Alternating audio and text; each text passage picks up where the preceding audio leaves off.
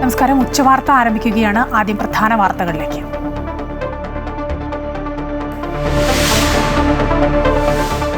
പിണറായി സർക്കാരിന്റെ ധനമാനേജ്മെന്റിൽ വൻ പാളിച്ചയെന്ന CAG report. കിഫ്ബിയിലൂടെ ഉണ്ടായ ഓഫ് ബജറ്റ് കടമെടുപ്പും പെൻഷൻ കമ്പനിയും വൻ ബാധ്യതയെന്ന് ചൂണ്ടിക്കാട്ടൽ. മുഖ്യമന്ത്രിയുടെ ദുരിതാശ്വാസ നിധിയിൽ വകമാറ്റൽ, ആഭ്യന്തര ഉൽപാദനത്തിൽ നേരിയ വർധനവ്. 9.3% നിന്ന് 9.97 എത്തി. കേന്ദ്ര സഹായത്തിൽ 42% കുറവെന്നും റിപ്പോർട്ട്.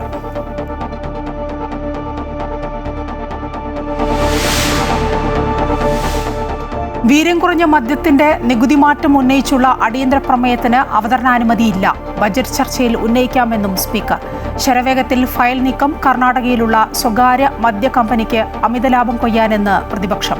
നോട്ടീസിന് അനുമതി നൽകാതിരുന്നിട്ടും പ്രതിപക്ഷം അഴിമതി ആരോപണം ഉന്നയിച്ചത് ചട്ടലംഘനമെന്ന് മുഖ്യമന്ത്രി.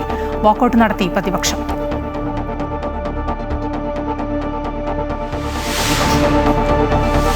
ബജറ്റിലെ മദ്യനികുതി ഇളവിനെതിരെ മുസ്ലിം ലീഗ് മുഖപത്രത്തിൽ പരസ്യ വിമർശനവുമായി പാണക്കാട് സാദിഖ് അലി ശിഹാബ് തങ്ങൾ.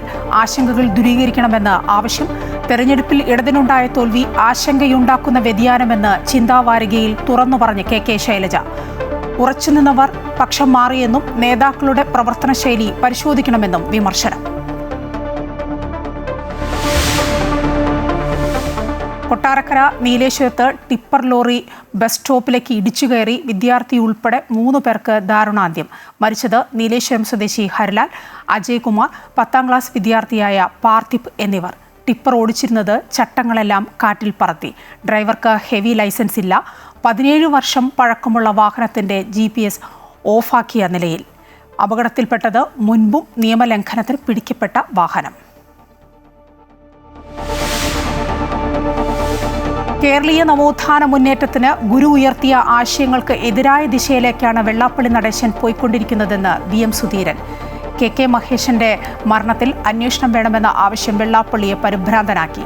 തന്നെ തോൽപ്പിച്ച് കെട്ടുകെട്ടിച്ചതുകൊണ്ടാണ് വെള്ളാപ്പള്ളിയോട് വിരോധമെന്ന് പറയുന്നത് വാസ്തവവിരുദ്ധമെന്നും സുധീരൻ.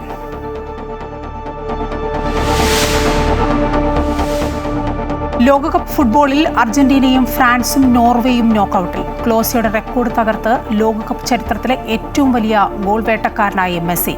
രാത്രി 10:30 പോർച്ചുഗൽ ഉസ്ബെക്കിസ്ഥാൻ പോരാട്ടം. പിണറായി സർക്കാരിന്റെ ധനമാനേജ്മെന്റിൽ വൻ പാളിച്ചയെന്ന് CAG റിപ്പോർട്ട്. കിഫ്ബിയിലൂടെ ഉണ്ടായ ഓഫ് ബജറ്റ് കടമെടുപ്പും പെൻഷൻ കമ്പനിയും വൻ ബാധ്യതയെന്ന് ചൂണ്ടിക്കാട്ടുന്ന റിപ്പോർട്ട് സഭയിൽ വെച്ചു.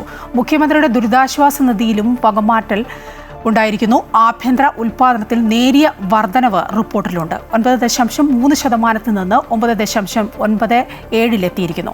കേന്ദ്ര സഹായത്തിൽ 42% കുറവെന്നും പരാമർശമുണ്ട്. കൂടുതൽ വിവരങ്ങളുമായി സഭയിൽ നിന്ന് ആൽഫ്രഡ് ഡിസൂസ ചേരുകയാണ്. ആൽഫ്രഡ്, സഭയിൽ വെച്ചിരിക്കുന്ന CAG റിപ്പോർട്ടിൽ പിണറായി സർക്കാരിന്റെ ധനമാനേജ്മെന്റിന്റെ വലിയ പാളിച്ചകൾ അത് അക്കമിട്ട് പറയുന്നു, അല്ലേ?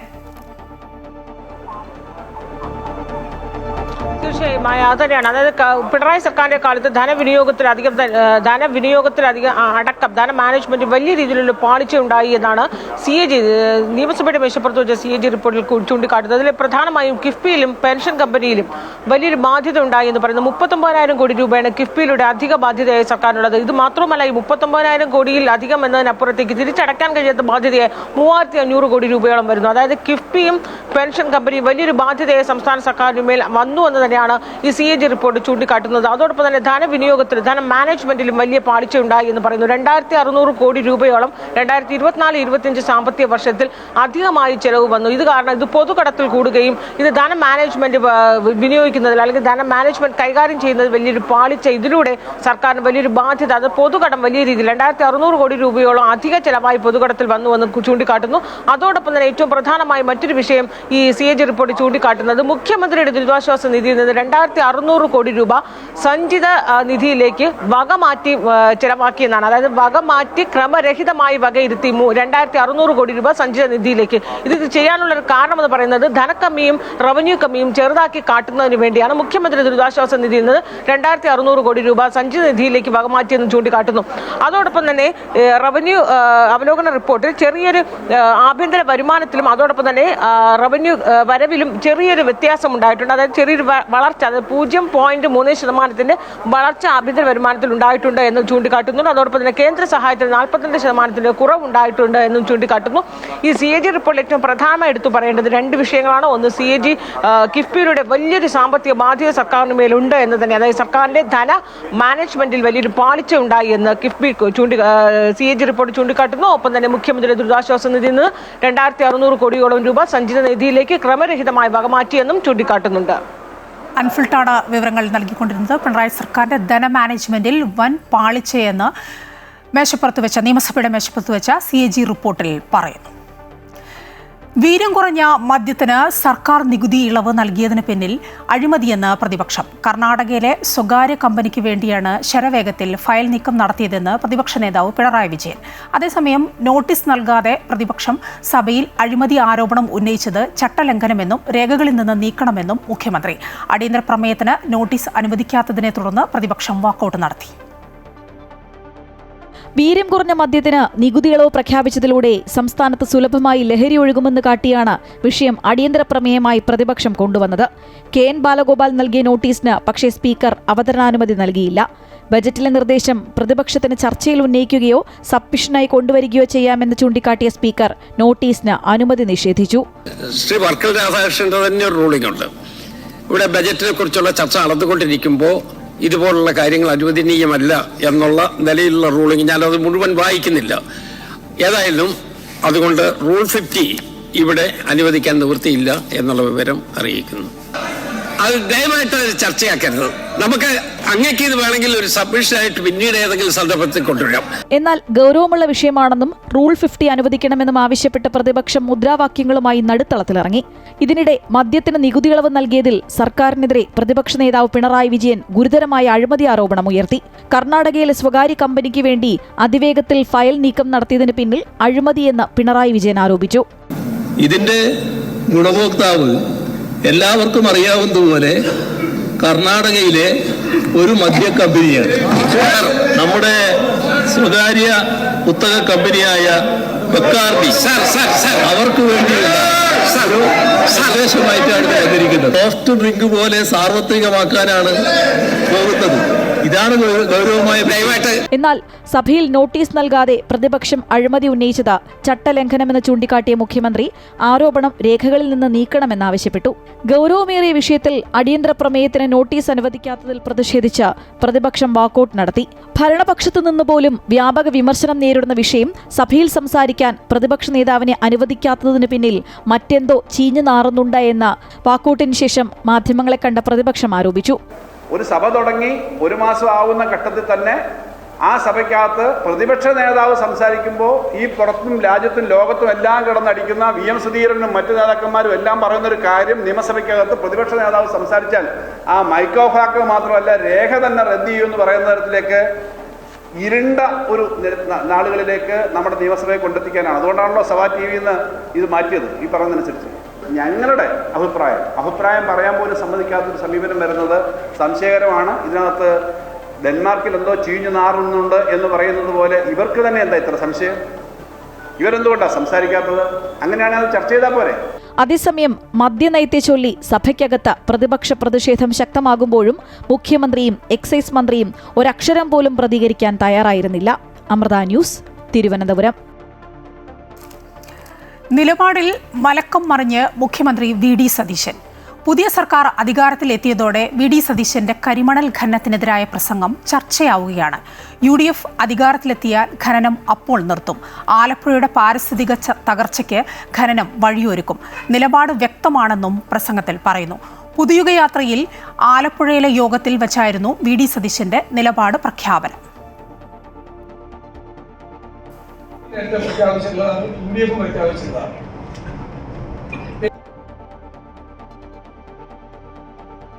സംസ്ഥാന ബജറ്റിലെ മദ്യനികുതി ഇളവുകൾക്കെതിരെ പരസ്യ വിമർശനവുമായി മുസ്ലിം ലീഗ് സംസ്ഥാന അധ്യക്ഷൻ പാണക്കാട് സയ്യിദ് സാദിഖ് അലി ശിഹാബ് തങ്ങൾ.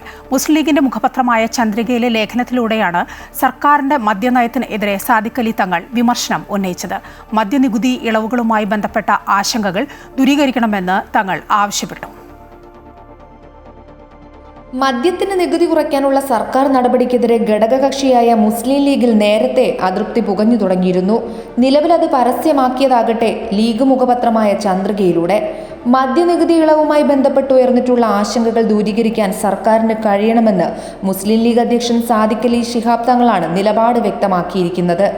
പിറക്കട്ടെ ലഹരിമുക്ത ഗ്രാമങ്ങൾ എന്ന തലക്കെട്ടിലെഴുതിയ ലേഖനത്തിലാണ് തങ്ങളുടെ ഈ പരാമർശം. ലഹരിയെ നാടുകടത്താനുള്ള ഓപ്പറേഷൻ തൂഫാൻ പദ്ധതിയെ നാടും നഗരവും ഏറ്റെടുക്കുമ്പോൾ തന്നെയാണ് ബജറ്റിലെ ഈ പ്രഖ്യാപനമെന്നും സാദിഖ് അലി തങ്ങൾ ലേഖനത്തിൽ ചൂണ്ടിക്കാട്ടുന്നു. കേരളത്തിലെ ഭാവി തലമുറയ്ക്ക് വേണ്ടി ആഭ്യന്തരമന്ത്രി രമേശ് ചെന്നിത്തലയും ലഹരി വിരുദ്ധ യാത്രയിലാണ്.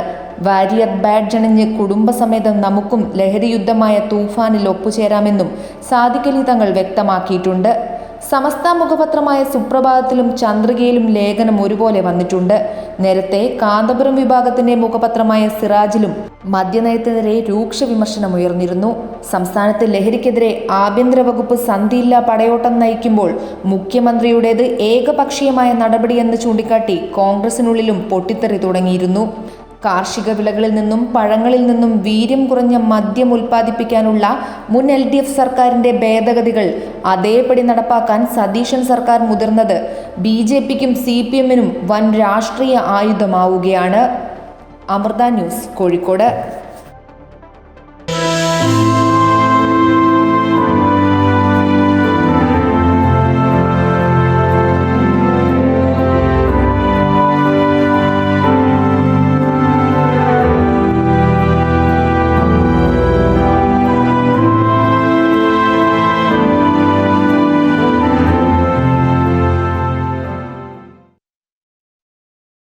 കൊട്ടാരക്കര നീലേശ്വരം മുക്കോണിമുക്കിൽ ബസ് കാത്തുനിന്നവരുടെ മുകളിലേക്ക് ലോറി മറിഞ്ഞുണ്ടായ അപകടത്തിൽ 3 പേർ മരിച്ചു. കടലാവിള കാർമൽ സ്കൂളിലെ 10ാം ക്ലാസ് വിദ്യാർത്ഥി നീലേശ്വരം പ്രീതാഭവനിൽ പാർത്ഥിബ്, KSRTC ജീവനക്കാരൻ നീലേശ്വരം അനഘാഭവനിൽ അജയൻ, കുടവട്ടൂർ ലക്ഷ്മി കോട്ടേജിൽ ഹരിലാൽ എന്നിവരാണ് മരിച്ചത്. പരിക്കേറ്റ വിദ്യാർത്ഥികൾ ഉൾപ്പെടെ 5 പേരെ കൊട്ടാരക്കര താലൂക്ക് ആശുപത്രിയിലും തിരുവനന്തപുരത്തെ ആശുപത്രിയിലുമായി പ്രവേശിപ്പിച്ചിരിക്കുകയാണ്. കൂടുതൽ വിവരങ്ങളുമായി സുധീഷ് ചേരുകയാണ്. സുധീഷ്, അതിദാരുണമായ സംഭവമാണ് ഇന്ന് രാവിലെ കൊട്ടാരക്കര നീലേശ്വരത്ത് ഉണ്ടായത്. 3 പേർ മരിച്ചു, 5ഓളം പേർ ആശുപത്രിയിലുണ്ട്, ചികിത്സയിൽ കഴിയുന്നുണ്ട്. ഈ ചികിത്സയിൽ കഴിയുന്നവരുടെ ഒരു അവസ്ഥ എന്താണ്? ഗുരുതരാവസ്ഥയുണ്ടോ? തീർച്ചയായും ഒരു നാടിനെ നടുക്കിയ സംഭവം എന്ന് വേണമായ ഈ ഒരു സംഭവത്തെ പറയാൻ. കാരണം അതിദാരുണമായ ഒരു സംഭവമായിരുന്നു. ടിപ്പർ ലോറി വിദ്യാർത്ഥികൾ ഉൾപ്പെടെയുള്ള ബസ് കാത്തു നിന്നവരുടെ മേലേക്ക് പാഞ്ഞു കയറുന്നു. ടിപ്പർ ലോറി മറിഞ്ഞ് ആ മണ്ണിനടിയിൽപ്പെട്ട ഒരു വിദ്യാർത്ഥി ഉൾപ്പെടെ 3 പേർ മരിക്കുന്ന ഒരു സംഭവം. ഏതായാലും 3 ഒപ്പം 5ഓളം പേർക്കാണ് ഈ അപകടത്തിൽ പരിക്കേറ്റ് ഇപ്പോൾ ചികിത്സയിൽ കഴിയുന്നത്. അതിൽ 2 വിദ്യാർത്ഥികളുമുണ്ട്. ഇവരിൽ ചിലരുടെ നില ഗുരുതരം എന്നുള്ള ഒരു വാർത്തയാണ് ആശുപത്രിയിൽ നിന്നും നമുക്ക് ലഭിക്കുന്നത്. ഏതായാലും അവരൊക്കെ സുഖം പ്രാപിക്കട്ടെ എന്ന് നമുക്ക് പ്രത്യാശിക്കാം, അതിനുവേണ്ടി പ്രാർത്ഥിക്കാം. ഒപ്പം തന്നെ ഈ അപകടത്തിൽ കാർമൽ സ്കൂളിലെ 10ാം ക്ലാസ് വിദ്യാർത്ഥി പ്രീത ഭവനിൽ പാർത്ഥിബ്, നീലേശ്വരം അനഘ ഭവനിൽ KSRTC ജീവനക്കാരനായ അജയൻ, കുടവട്ടൂർ ലക്ഷ്മി കോട്ടേജിൽ ഹരിലാൽ എന്നിവരാണ് ഈ അപകടത്തിൽ മരിച്ചത്. ഇവരെ രക്ഷാപ്രവർത്തകർ ഈ മണ്ണിനടിയിൽ നിന്ന് എടുക്കുമ്പോൾ തന്നെ ഇവരുടെ ജീവൻ നഷ്ടപ്പെട്ടിരുന്നു. പക്ഷേ ഇവരിൽ ചിലരുടെ കൈപ്പത്തിയൊക്കെ കയ്യിൽ നിന്നും അടർന്നു മാറിയ നിലയിലും മുഖം വികൃതമായ നിലയിലും ഒക്കെ ആയിരുന്നു രക്ഷാപ്രവർത്തകർ ആ സമയത്ത് ഈ മൃതശരീരങ്ങൾ പുറത്തെടുക്കുമ്പോൾ ഉണ്ടായ സംഭവം എന്ന് പറയുന്നത്. ഈ പ്രദേശത്ത് നിരവധി തവണ ഇത്തരത്തിൽ ടിപ്പർ ലോറികൾ ഈ പാഞ്ഞു പോകുന്ന ഒരു സംഭവം, അമിത വേഗത്തിൽ ഇങ്ങനെ പോകുന്ന സംഭവം മുൻപും ഈ പ്രദേശവാസികളൊക്കെ തന്നെ പലരോടും പരാതിയായി പറഞ്ഞിട്ടുള്ളതാണ്. പക്ഷെ അതൊക്കെ മറികടന്നുകൊണ്ടാണ് ഇന്ന് രാവിലെ ഇത്തരത്തിൽ ടിപ്പർ ലോറി, അത് ലൈസൻസ് പോലും ഇല്ലാത്ത ഒരു ഡ്രൈവർ ഓടിച്ചിരുന്ന ടിപ്പർ ലോറി കൂടിയാണ് എന്ന തരത്തിൽ വളരെ ഗുരുതരമായ ഒരു നിയമലംഘനം കൂടി ഈ ഒരു സംഭവത്തിൽ നടന്നിരിക്കുന്നു എന്നൊരു വിവരം നമുക്ക് ലഭിക്കുന്നത്. ഏതായാലും സ്ഥലം സന്ദർശിച്ച മന്ത്രിമാർ ഉൾപ്പെടെ ഉൾപ്പെടെയുള്ളവർ ഈ സ്ഥലത്ത് നിന്നും കൂടുതൽ വിവരങ്ങൾ ശേഖരിച്ചിട്ടുണ്ട്. ഇപ്പോൾ ഇതുമായി ബന്ധപ്പെട്ട് ഈ ഡ്രൈവർക്ക് ഹെവി ലൈസൻസ് ഉണ്ടായിരുന്നില്ല എന്നാണ് ഈ സംഭവ സ്ഥലത്തെത്തിയ മോട്ടോർ വാഹന വകുപ്പ് കണ്ടെത്തിയിരിക്കുന്നത്. ഒപ്പം സ്പീഡ് ഗവർണറും GPS ഒക്കെ ഓഫാക്കിയ നിലയിലായിരുന്നു. ആ സാഹചര്യത്തിൽ കൂടിയാണ് ഇത്തരം വലിയൊരു അപകടം സംഭവിച്ചത്. സുധീഷാണ് സംഭവസ്ഥലത്ത് നിന്നും വിവരങ്ങൾ നൽകിക്കൊണ്ടിരുന്നത്. കൊട്ടാരക്കരയിലെ വാഹനാപകടത്തിൽ ഡ്രൈവർക്ക് ഹെവി ലൈസൻസ് ഇല്ലെന്ന് കേരള മോട്ടോർ വാഹന വകുപ്പ് എൻഫോഴ്സ്മെന്റ് RTO AK ദിലു. 1 മാസം മുമ്പ് ഗൾഫിൽ നിന്ന് എത്തിയ ആളാണ് ഡ്രൈവർ. വാഹനത്തിന്റെ GPS ഓഫാക്കിയ നിലയിലായിരുന്നു. വാഹനത്തിന് 17 വർഷത്തെ പഴക്കമുണ്ട്. നിയമലംഘനത്തിന് മുമ്പും ഈ വാഹനം പിടിച്ചിട്ടുണ്ട്. അപകട കാരണം അമിത വേഗതയാണ്. വാഹനത്തിന്റെ ഫിറ്റ്നസ് റദ്ദാക്കിയെന്നും RTO അറിയിച്ചു. അപകടം നടന്ന സ്ഥലം സന്ദർശിച്ച് മന്ത്രി PC വിഷ്ണുനാഥ്. വാഹനം അമിത വേഗത്തിൽ ആയിരുന്നു എന്നാണ് മനസ്സിലാക്കുന്നത്. പോലീസ് അന്വേഷണം നടക്കുന്നുണ്ടെന്ന് മന്ത്രി പറഞ്ഞു. പരിക്കേറ്റവരുടെ ചികിത്സാ ചെലവ് സർക്കാർ ഏറ്റെടുക്കുമെന്ന് മന്ത്രി ബിന്ദു കൃഷ്ണയും പറഞ്ഞു. സ്കൂൾ സമയങ്ങളിലെ ടിപ്പർ ഗതാഗതത്തിന് നിയന്ത്രണം കൊണ്ടുവരുമെന്നും മന്ത്രി വ്യക്തമാക്കി. നിയമസഭ ഒഴിവാക്കിയാണ് മന്ത്രിമാർ അപകട സ്ഥലത്ത് എത്തിയത്. കേരളീയ നവോത്ഥാന മുന്നേറ്റത്തിന് ഗുരു ഉയർത്തിയ ആശയങ്ങൾക്ക് എതിരായ ദിശയിലേക്കാണ് വെള്ളാപ്പള്ളി നടേശൻ പോയിക്കൊണ്ടിരിക്കുന്നത് എന്ന് VM സുധീരൻ. KK മഹേശന്റെ മരണത്തിൽ അന്വേഷണം വേണമെന്ന ആവശ്യം വെള്ളാപ്പള്ളിയെ പരിഭ്രാന്തനാക്കി. തന്നെ തോൽപ്പിച്ച് കെട്ടുകെട്ടിച്ചതുകൊണ്ടാണ് വെള്ളാപ്പള്ളിയോട് വിരോധമെന്ന് പറയുന്നത് വാസ്തവ വിരുദ്ധമാണെന്നും VM സുധീരൻ തൃശ്ശൂരിൽ പറഞ്ഞു. മഹേശന്റെ ആത്മഹത്യയെ സംബന്ധിച്ച് അദ്ദേഹം തയ്യാറാക്കിയ കുറിപ്പും അനുബന്ധമായി നടന്ന അതേക്കുറിച്ച് ശക്തമായ അന്വേഷണം നടത്തണം എന്നുള്ള ആവശ്യവും അത് വീണ്ടും ഉയർന്നു വന്നത് ഈ ഗവൺമെൻറ് വന്നതിന് ശേഷവും ഉയർന്നു വന്നത് എനിക്ക് തോന്നുന്നു ബഹുമാന്യനായ SNDP യോഗം ജനറൽ സെക്രട്ടറി വെള്ളാപ്പള്ളിയെ കുറച്ചൊരു പരിഭ്രാന്തനാക്കിയിട്ടുണ്ടോ എന്ന് സംശയമുണ്ട്. അദ്ദേഹവുമായി വ്യക്തിപരമായി എനിക്ക് യാതൊരു വിരോധവുമില്ല.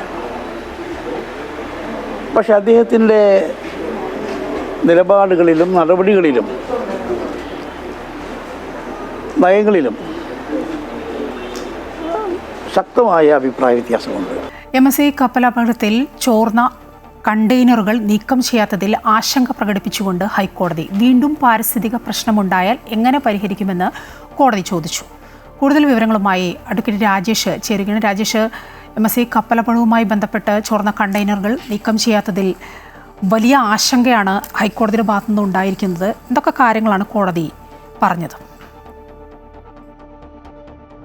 പാരിസ്ഥിതിക പ്രശ്നം ചൂണ്ടിക്കാട്ടി അക്രാലിറ്റി സ്യൂട്ട് വരെ സർക്കാർ ഫയൽ ചെയ്തിട്ടുണ്ട്. ഈ സാഹചര്യത്തിലാണ് നിലവിൽ ഷിപ്പിംഗ് മന്ത്രാലയം ഈ കണ്ടെയ്നർ പൂർണ്ണമായും നീക്കം ചെയ്ത് സുരക്ഷിതമാക്കുവാനുള്ള യാതൊരു നടപടിയും ചെയ്തിട്ടില്ല എന്നുള്ള ആരോപണം വന്നത്. വീണ്ടും ഈ കണ്ടെയ്നറിന് ചോർച്ചയുണ്ടായി എന്ന റിപ്പോർട്ട് ഹൈക്കോടതിയിലെത്തി. ഇതേ തുടർന്നാണ് ഹൈക്കോടതി ഇക്കാര്യത്തിൽ ആശങ്ക പ്രകടിപ്പിച്ചത്.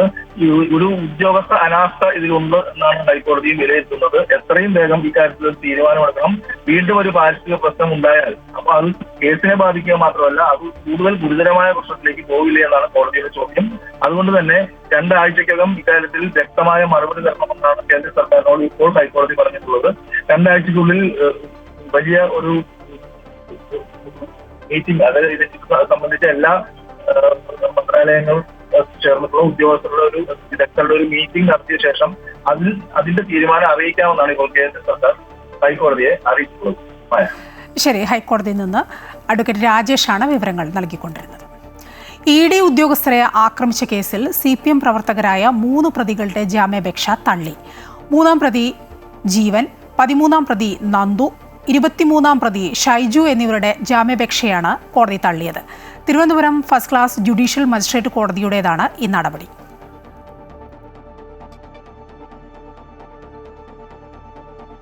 തിരഞ്ഞെടുപ്പ് തോൽവി ഉത്കണ്ഠയുണ്ടാക്കുന്ന വ്യതിയാനമെന്ന് CPM കേന്ദ്ര കമ്മിറ്റി അംഗം KK ശൈലജ. നേതാക്കന്മാരുടെ പെരുമാറ്റവും ഭാഷാശൈലിയും പരിശോധിക്കണമെന്നും തെറ്റുണ്ടെങ്കിൽ തിരുത്തണമെന്നും KK ശൈലജ. ചിന്താവാരികയിൽ എഴുതിയ ലേഖനത്തിലാണ് വിമർശനം. പാർട്ടിയിൽ ഉറച്ചു നിന്നവർ പോലും വിട്ടുപോയ സാഹചര്യം അപകടകരമാണെന്നും ശൈലജ മുന്നറിയിപ്പ് നൽകുന്നു. തിരഞ്ഞെടുപ്പ് തോൽവിയിൽ നേതൃത്വത്തിനെതിരെ താഴെത്തട്ടിൽ നിന്നുവരെ കടുത്ത വിമർശനം തുടരുമ്പോഴാണ് CPM കേന്ദ്ര കമ്മിറ്റി അംഗം KK ശൈലജയുടെ തുറന്നുപറച്ചിൽ. തെറ്റുകൾ തിരുത്തിയേ മതിയാകൂ എന്ന് സംസ്ഥാന നേതൃത്വത്തിന് മുന്നറിയിപ്പ് നൽകുകയാണ് KK ശൈലജ. ചിന്താവാരികയിൽ എഴുതിയ ലേഖനത്തിലാണ് KK ശൈലജയുടെ വിമർശനം. തിരഞ്ഞെടുപ്പ് തോൽവി ഉത്കണ്ഠയുണ്ടാക്കുന്ന വ്യതിയാനമെന്നാണ് മുന്നറിയിപ്പ്. മുൻകാലങ്ങളിൽ തിരഞ്ഞെടുപ്പുകളിൽ കനത്ത തോൽവി പാർട്ടി ഏറ്റുവാങ്ങിയിട്ടുണ്ട്. അതുപോലെയല്ല ഇപ്പോൾ ഉണ്ടായിരിക്കുന്ന തോൽവി. പാർട്ടിയുടെ ഉറച്ച കോട്ടകളിൽ പോലും ഇളക്കമുണ്ടായിരിക്കുന്നു. പാർട്ടിയിൽ ഉറച്ചുനിന്ന നേതാക്കന്മാർ പലരും വിട്ടുപോയി. ഇപ്പോൾ സംഭവിച്ചിരിക്കുന്ന തോൽവി അതീവ ഗൗരവതരമാണ്. സംഘടനാ ദൗർബല്യം സംഭവിച്ചിരിക്കുന്നു. നേതാക്കളുടെ പെരുമാറ്റവും ഭാഷാശൈലിയും പരിശോധിക്കണമെന്നും ശൈലജ പറയുകയാണ്. തെറ്റുകൾ സംഭവിച്ചിട്ടുണ്ടെങ്കിൽ തിരുത്തണമെന്നും ഓർമ്മിപ്പിക്കുന്നു. സ്ഥാനാർത്ഥി നിർണയവേളയിലും തോൽവിക്ക് ശേഷവും സംസ്ഥാന സെക്രട്ടേറിയറ്റിൽ നേതൃത്വത്തിനെതിരെ കെ ശൈലജ കടുത്ത വിമർശനം ഉയർത്തിയിരുന്നു. പേരാവൂരിൽ തന്നെ മത്സരിപ്പിച്ചത് മനഃപൂർവ്വം തോൽപ്പിക്കാനാണെന്നും നേതൃത്വത്തിനെതിരെ ആഞ്ഞടിച്ചിരുന്നു. ഇപ്പോൾ ചിന്താവാരികയിൽ എഴുതിയ ലേഖനത്തിലും നേതൃത്വത്തിനെതിരായ രൂക്ഷ വിമർശനം തന്നെയാണുള്ളത്. സംസ്ഥാന നേതൃത്വം തയ്യാറാക്കിയ തിരഞ്ഞെടുപ്പ് അവലോകന റിപ്പോർട്ടിന്മേൽ കീഴ്ഘടകങ്ങളിൽ ഉൾപ്പെടെ ചർച്ച നടക്കുമ്പോഴാണ് കെ ശൈലജയുടെ ലേഖനം ശ്രദ്ധേയമാകുന്നത്. അമൃത ന്യൂസ്, തിരുവനന്തപുരം. വടകര കാഫി സ്ക്രീൻഷോട്ട് കേസിൽ CPM നേതാവ് ജിതിൻ ഭാസ്കറിന്റെ ജാമ്യാപേക്ഷ കോടതി തള്ളി. വടകര ഫസ്റ്റ് ക്ലാസ് മജിസ്ട്രേറ്റ് കോടതിയാണ് ജാമ്യാപേക്ഷ തള്ളിയത്. 2 വിഭാഗങ്ങളുടെയും വാദം ഇന്നലെ പൂർത്തിയായിരുന്നു. കേസിലെ പ്രതിയായ ജിതിൻ ഭാസ്കറിന് ജാമ്യം നൽകുന്നതിനെ പ്രത്യേക അന്വേഷണ സംഘം കോടതിയിൽ ശക്തമായി എതിർത്തു. വ്യാജ സ്ക്രീൻഷോട്ട് നിർമ്മിച്ചതിലും അത് നവമാധ്യമങ്ങളിലൂടെ ആദ്യം പ്രചരിപ്പിച്ചതിലും ജിതിൻ ഭാസ്കറിന് നേരിട്ട് പങ്കുണ്ടെന്നാണ് അന്വേഷണ സംഘത്തിന്റെ കണ്ടെത്തൽ. കൂടുതൽ ആളുകളിലേക്ക് അന്വേഷണം വ്യാപിപ്പിക്കേണ്ടതുണ്ടെന്നും അതിനാൽ പ്രതിക്ക് ജാമ്യം അനുവദിക്കരുത് എന്നും പ്രോസിക്യൂഷൻ വാദിച്ചു. നിലവിലെ ചാമ്പ്യന്മാരായ അർജന്റീന ലോകകപ്പിന്റെ നോക്കൌട്ട് ഘട്ടത്തിലേക്ക് യോഗ്യത നേടി. ടെക്സസിലെ ഡാലസ് സ്റ്റേഡിയത്തിൽ നടന്ന ഗ്രൂപ്പ് ജെയിലെ ആവേശ പോരാട്ടത്തിൽ എതിരില്ലാത്ത 2 ഗോളുകൾക്ക് ഓസ്ട്രിയയെ പരാജയപ്പെടുത്തുകയായിരുന്നു. ജർമ്മനിയുടെ ഇതിഹാസ താരം മിരോസ്ലാവ് ക്ലോസയുടെ റെക്കോർഡ് തകർത്ത നായകൻ ലയണൽ മെസ്സിയുടെ ഇരട്ട ഗോളുകളാണ് അർജന്റീനയ്ക്ക് തകർപ്പൻ വിജയവും നോക്കൌട്ട് യോഗ്യതയും സമ്മാനിച്ചത്. മത്സരത്തിന്റെ 9-ാം മിനിറ്റിൽ ലഭിച്ച പെനാൽറ്റി കിക്ക് പുറത്തേക്കടിച്ച് മെസ്സി ആരാധകരെ തുടക്കത്തിൽ നിരാശപ്പെടുത്തി.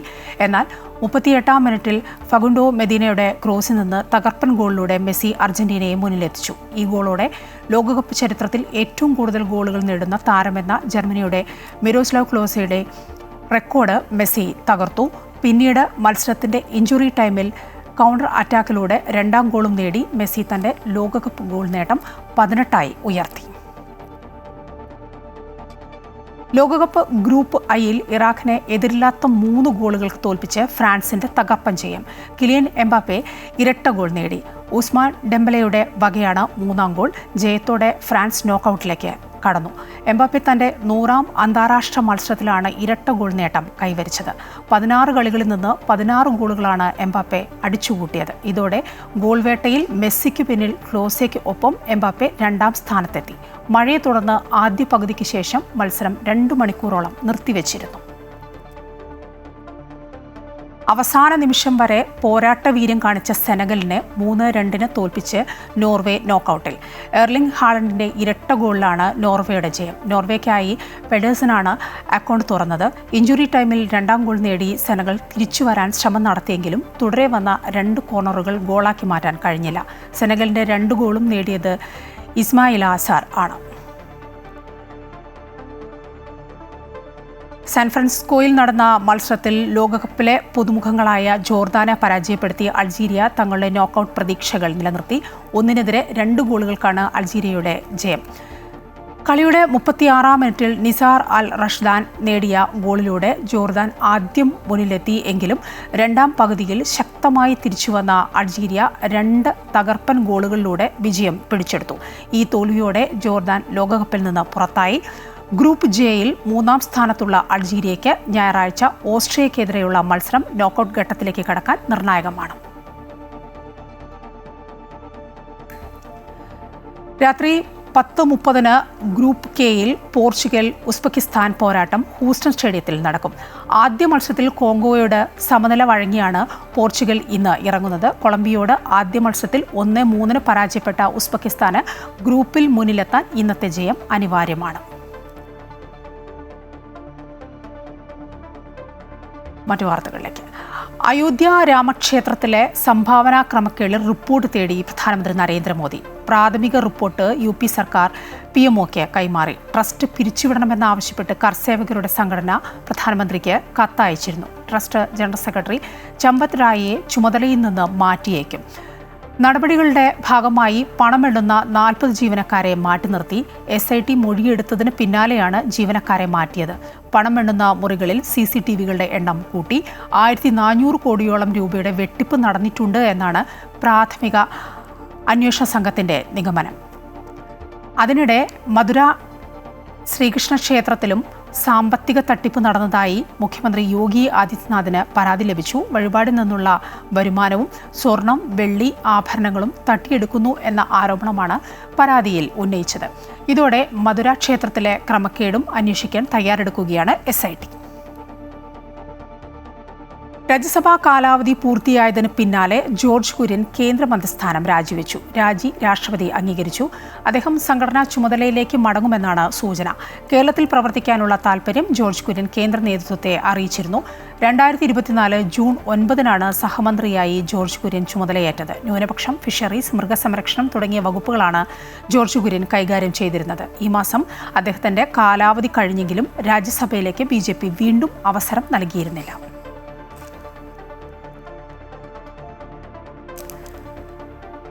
മദ്യം വീര്യം കൂടിയതാണെങ്കിലും കുറഞ്ഞതാണെങ്കിലും പൂർണ്ണ മദ്യനിരോധനമാണ് തങ്ങളുടെ നിലപാടെന്ന് കാന്തപുരം സമസ്ത സെക്രട്ടറി ഖലീൽ ബുഖാരി തങ്ങൾ.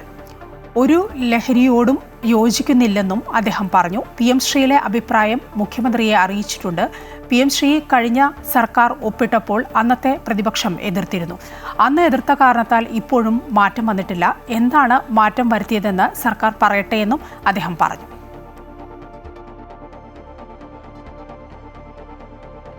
സമസ്ത നേതാവും കേന്ദ്ര മുഷാവറ അംഗവുമായ ത്വാഖ അഹമ്മദ് മൗലവി അൽ അസ്ഹരി അന്തരിച്ചു.